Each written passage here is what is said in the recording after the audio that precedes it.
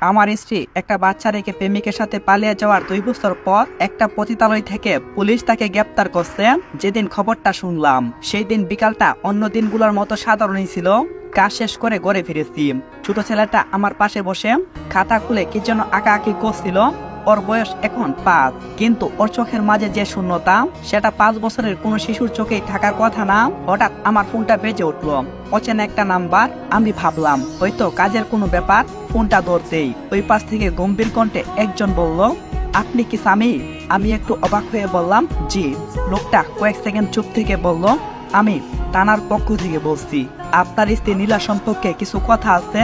এই কথা শুনে বুকের ভিতরটা কেমন জানি ধক করে উঠলো। 2 বছর হয়ে গেছে, নীলার কোনো খোঁজখবর নেই। 2 বছর আগে সে আমাদের ছোট ছেলেটাকে রেখে কোন এক লোকের সাথে পালিয়ে গিয়েছিল। সেই ঘটনার পর থেকে আজ পর্যন্ত ওর কোনো খোঁজ আমি পাইনি, আর করতেও চাইনি। কারণ যে মানুষটা নিজের সন্তান রেখে অন্য একটা পরপুরুষের হাত ধরে পালিয়ে যেতে পারে, তার জন্য আবার কিসের অপেক্ষা?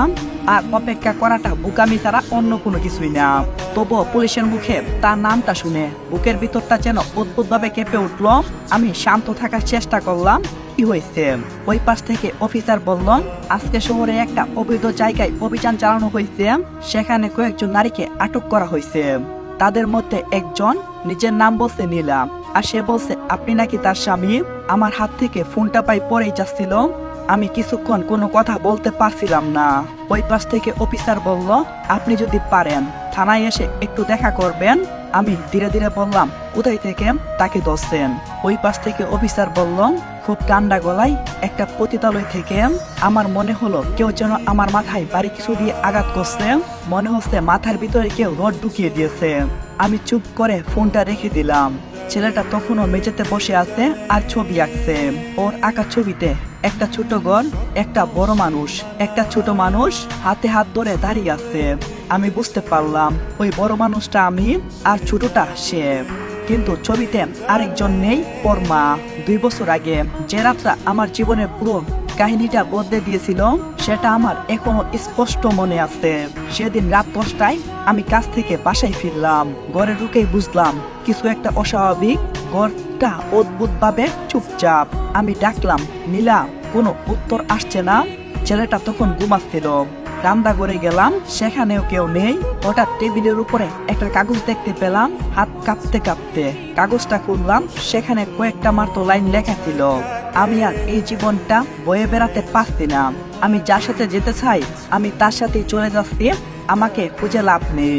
সেই রাতে আমি বুঝতে পারছিলাম মানুষ কখনো কখনো এতটা অচেনা হয়ে যায় যে তাকে চিনতেও পারা যায় না। নীলা চলে যাওয়ার পর পুরো পাড়ায় খবর ছড়াতে 2 মিনিটও লেট হলো না।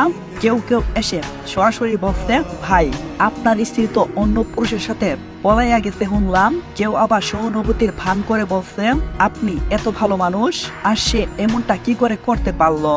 আমি কোনো উত্তর দিইনি, কারণ আমি নিজেও উত্তরটা জানতাম না। শুধু একটা কাজ করেছি, আমি আমার ছেলেটাকে শক্ত করে আমার বুকে জড়িয়ে রেখেছি। 2 বছর ধরে আমি একাই তাকে মানুষ করছি। সকালে কাজ, দুপুরে রান্না, রাতে তাকে নিয়ে নানান গল্প, সবকিছুই আমি করি।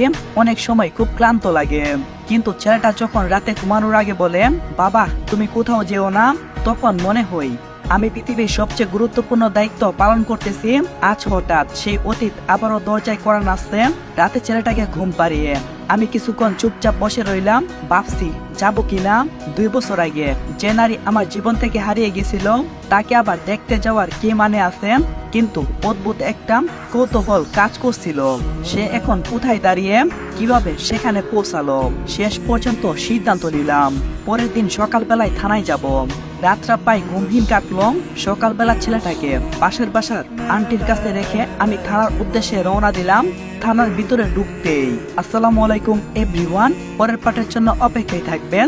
আর ভিডিওটা ভালো লাগলে অবশ্যই কমেন্টে বলে চাইবেন নেক্সট পার্ট। তো ভালো থাকেন, আল্লাহ হাফেজ।